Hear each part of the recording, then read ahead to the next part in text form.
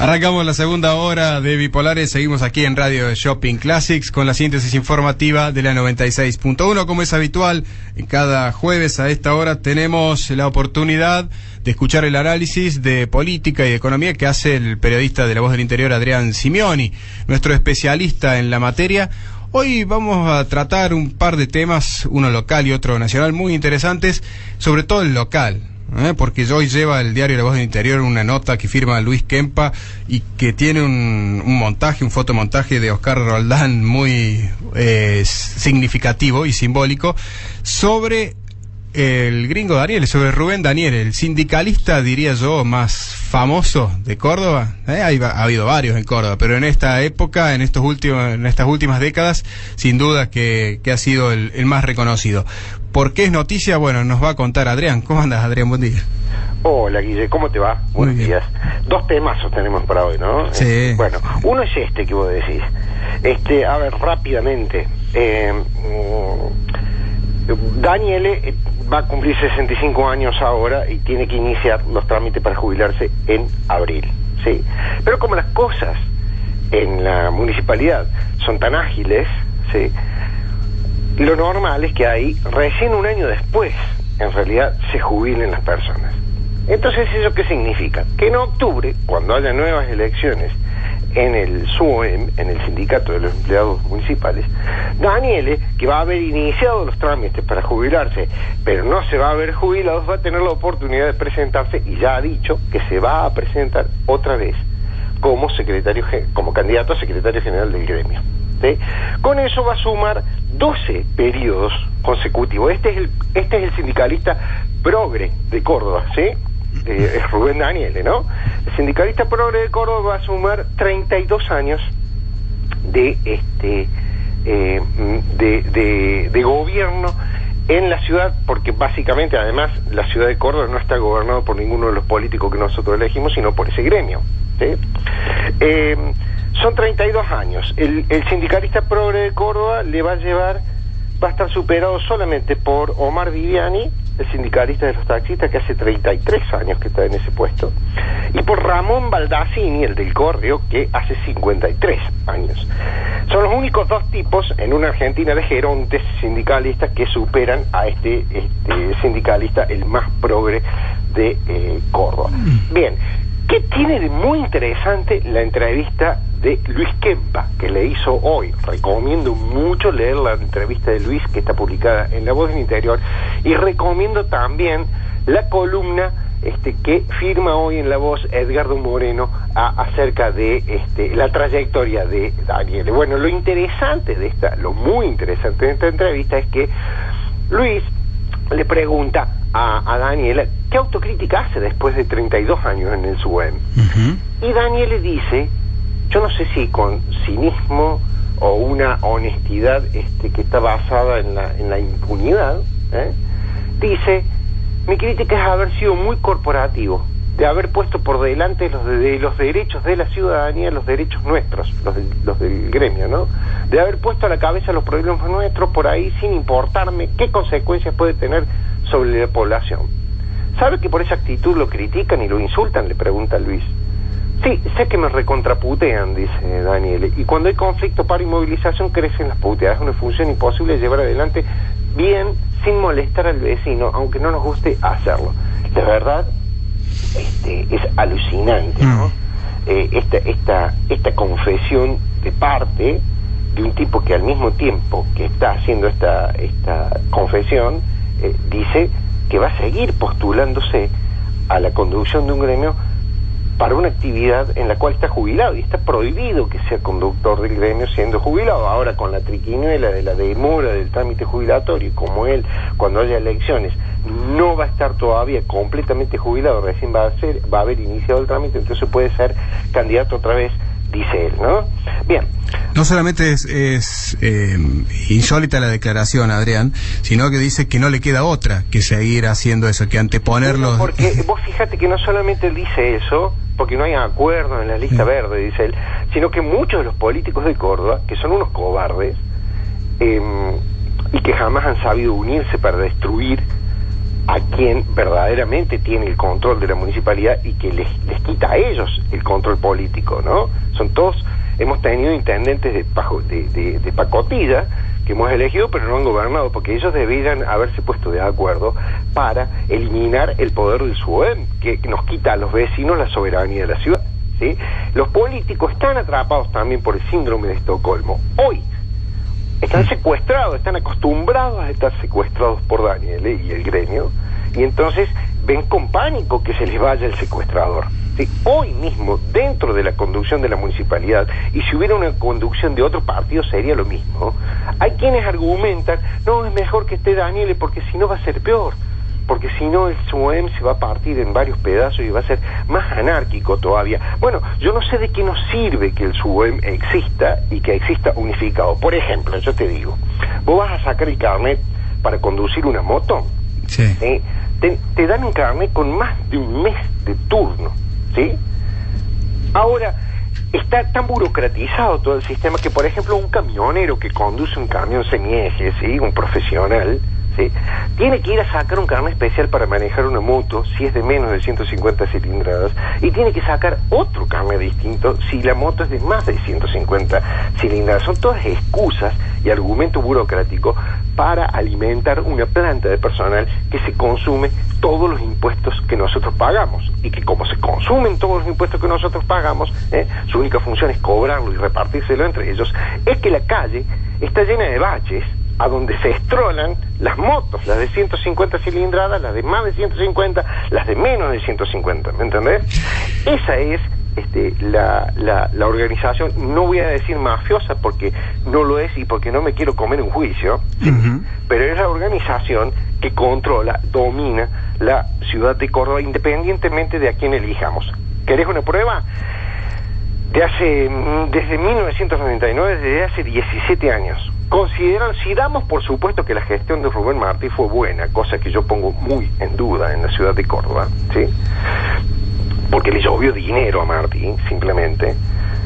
Desde 1999 nosotros hemos tenido los fracasos consecutivos de Cámara, de Juez, de Giacomino y de Mestre hasta ahora, ¿sí? La municipalidad de Córdoba es una máquina de fracasar, no importa quién gobierne, no importa qué partido, es una máquina de fracasar porque no está, primero que nada, no está bajo control de los políticos que nosotros elegimos. Está autonomizada. Un día, alguna vez, alguien se ve que licitaron en la municipalidad, nadie llamó a licitación, y a la licitación se la ganaron SUEM y Daniel, y ellos hacen lo que quieren con la municipalidad. Esa es la razón. Lo confiesa Daniel, y se va a presentar de nuevo. ¿Y sabes qué? Nadie dice nada, ni los vecinos ni los políticos. Yo creo que los vecinos dicen, me parece que no tienen fuerza. A mí, el trámite que vos contabas recién del carnet, a mí me ha pasado con un par de trámites también que no tienen que ver con el carnet de conducir, eso que te dan pocos turnos, que atienden hasta las 10 de la mañana. Es incomprensible, digamos. La única razón es simular que hay un trabajo para hacer. Sí. ¿Me entendés? Pero el problema es, como decís vos... Hace años, décadas que estamos así. La vida adulta nuestra transcurrió con esta. Con una ciudad que se deteriora y se viene abajo y se destruye sin pausa. ¿Sí? Y lo que las variables que se permanecen en todo ese transcurso son estas cosas. Por ejemplo, básicamente, este sindicato, este convenio laboral, estos dirigentes gremiales. Todo lo demás cambia, porque como todo lo demás fracasa, cambia. Lo único que no cambia, la variable que permanece inalterable, es esta y un par más. Es como decís, Adrián, de todo lo que recauda de la MUNI se va en sueldos, basura, lo que se paga del canon de la basura. Es genial el método de protesta de los municipales. Los municipales están básicamente la mitad del año protestando porque quieren más sueldos, y la otra mitad del año están protestando porque dicen que les faltan los instrumentos para hacer los trabajos. Y claro que les faltan porque toda la plata se fue a sus sueldos. Así que por supuesto no hay cómo comprar los insumos necesarios para hacer los trabajos, pero por eso también paran. ¿Me entendés? Sí. Es una cosa, son todas paradojas y situaciones absurdas y ridículas, encubiertas por toda esta capa de cinismo enorme, del sindicalismo más progresista del interior del país. Y es economista, Rubén, ¿no? Sí, es un tipo, por supuesto, muy inteligente y muy formado, es mucho más vivo que todos los políticos que nosotros hemos elegido. Exactamente. ¿No?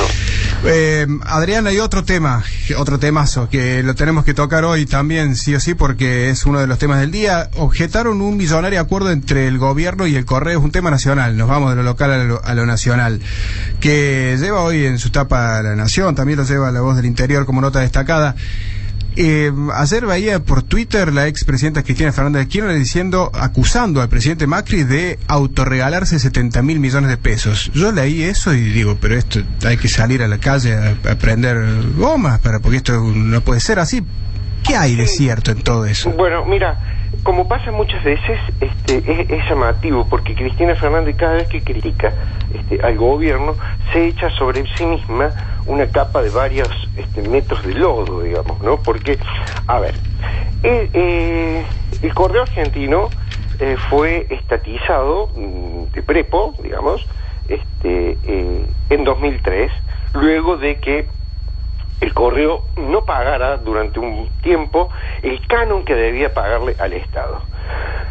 ¿Por qué no le pagaba el canon, el Correo, al Estado? Porque el Estado no le pagaba las cartas que enviaba a través del Correo. En la ley dice que el Correo el Correo oficial no puede no distribuir las cartas que le da el Estado, incluso si no le pagan, ¿sí? Porque era estatal originalmente y estaba esa norma así, ¿sí?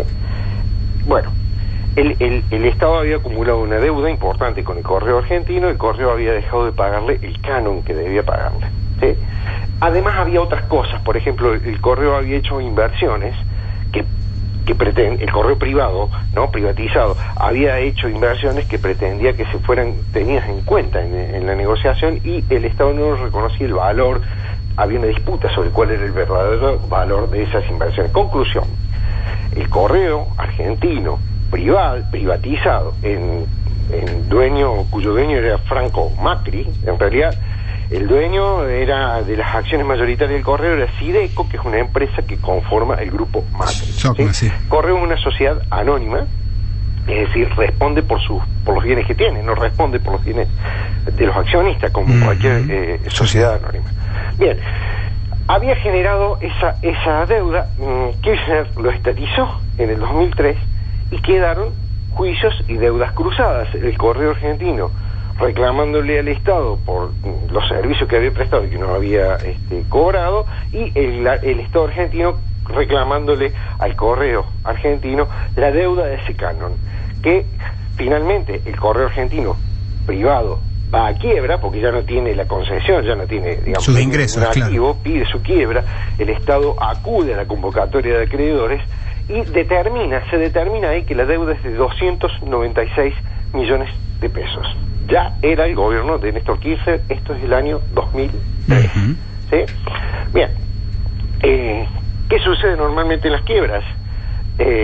O se hace un arreglo para cobrar la deuda, o se pide la quiebra, ¿sí? Bueno, el Estado no hizo ninguna de las dos cosas durante los 12 años del gobierno kirchnerista, ¿sí? Entonces, ahora ha habido un acuerdo judicial hecho ante la justicia que no está cerrado, donde el trámite va y viene, hay objeciones, y ha habido una fiscal que objeta el principio de acuerdo al que se ha llegado. ¿Por qué dice la fiscal que lo objeta? Porque dice que en el acuerdo, ¿en qué consiste el acuerdo? Que por aquella deuda de 294 millones de pesos, el Estado ahora se aviene a recibir 600 millones de pesos, con pagos en cuotas por parte del Correo Argentino remanente, digamos, porque el Correo Argentino es estatal, digamos, y está muy débilmente fundado en apenas un decreto firmado por el Ministerio de Defensa, creo, y el de Infraestructura en su momento. Ese es todo el fundamento legal con el cual funciona el Correo Argentino estatizado, ¿sí? El Correo Argentino privado no tiene básicamente ningún bien. Su único bien son que las acreencias que tenía contra el Estado. Es lo único con lo que puede responder. O sea, Adrián, que de los 300 millones iniciales va a cobrar 600 y va a haber una quita... Exacto, va a haber 600, ¿sí? 13 años después, Sí. ¿sí? Y además a pagar en cuotas. Entonces la fiscal dice, che, ahí hay una condonación, Claro. porque el dinero es mucho más. Bueno, hacen unos cálculos, que yo no sé bien cómo se llegan, que llegan a que son 70.000 millones de pesos. Es lo que dice la fiscal. La cifra es absurda, digamos, es absurda, no sé si es absurda, digo, es muy llamativa por esta razón. Imagínate, 70.000 millones de pesos son 4.430 millones de dólares. Sí. YPF a mediados del año pasado, una petrolera, ¿sí?, valía 5.800 millones de dólares. Entonces, puedes decir, ¿cómo puede ser que por la deuda de un canon, que es un permiso que tiene que pagar una empresa para operar en el caso de una concesión, que por la deuda de eso, ¿sí?, de una empresa de correo, que los correos están en extinción en todos lados del mundo por la crisis del papel, valga lo mismo que valga lo mismo o casi lo mismo que una petrolera. Es medio absurda la cifra, suena así, suena absurda, pero bueno, la cuestión es habrá que ver y sí, hay que seguirlo al tema, pero me había llamado también la atención anoche cuando yo veía por las redes sociales el tema, no me daban los números, no llegaba Claro, Cristina Fernández aprovecha la volteada y dice, en el día de su cumpleaños, sí, Mauricio Macri se autorregaló 70.000 millones de pesos. Hoy las acciones estas de esta empresa que está vaciada, que es Correo Argentino, están a nombre de los hijos de Macri, en realidad, ya no de él. En 2009 él los pasó a nombre de sus hijos, una parte, porque después hay otra parte de las acciones que las comparten otras personas, otros miembros de la familia y socios del grupo Macri, no sé, pero no es el 100% sí, de la familia estrictamente presidencial, digamos, ¿no? Ahora, es muy interesante porque Cristina Fernández dice esto y la verdad es que esto estuvo 12 años sin ser resuelto durante sus mandatos.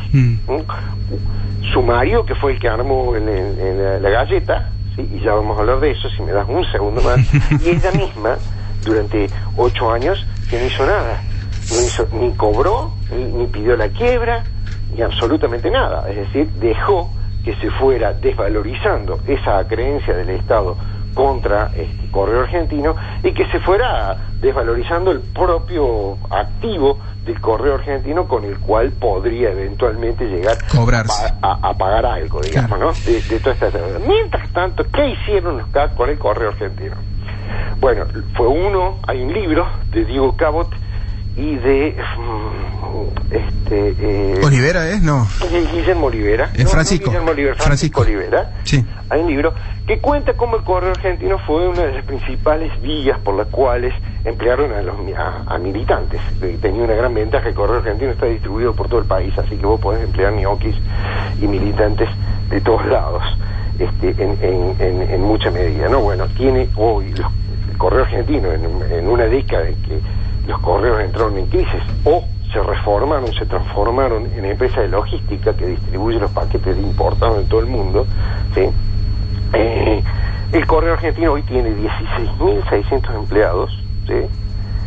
Y el año pasado tuvo pérdidas, hablando de dinero, el año pasado tuvo pérdidas por 1.500 millones de pesos, pero el kirchnerismo había presupuestado que iba a tener muchas más pérdidas. Había presupuestado, antes de irse, de dejar el gobierno, había presupuestado que iba a tener pérdidas por 3.800 millones de pesos. Más del doble. Así que ahí, si querés ahorrar dinero, y si querés no causarle perjuicios al Estado, ahí tenés una buena forma de comenzar, y lamentablemente proyectar esos números a 12 años de gestión, y te vas a encontrar con una cifra que, si todos fuéramos tan exagerados y digamos, como ha sido la presidenta Cristina Fernández en el manejo de este número, diciendo que alguien se autorregala 70.000 millones de pesos, entonces podríamos decir que ella financió a su propio partido con aproximadamente unos 50.000 millones de pesos en 12 años, más o menos, ¿no? Adrián, si todos tuviéramos los números tan fáciles. Sí, la verdad que sí, pero me parece que había que contar el contexto de ese número. Claro, recomiendo, hoy hay otra nota en La Nación de Diego Cabot, sí, que también está muy buena, porque este periodista trabajó el tema del correo, entonces conoce En detalle. Puede marcar adentro, digamos. Te hemos hecho trabajar mucho más de la cuenta en el día de hoy. Pero decime si no son 2 temas. Es más, el del SOEM es para... Sí, es para hacer dulce. Tu próximo libro debería ser ese, Adrián. Te mando un abrazo, que tengas buen fin de semana. Chao. Adrián Simeoni, periodista, hablando de los 2 grandes temas del día, tanto políticos como económicos. Uno local, ¿sí? SOEM, Daniele, que se perpetúa en el SOEM, y otro nacional, el tema del correo, la deuda, el conflicto de intereses, los cálculos de presidentes y expresidentes, todo aquí por Bipolares. Para no volvernos locos, para poder pensar, toda la información y la mejor música está en Bipolares. Bipolares.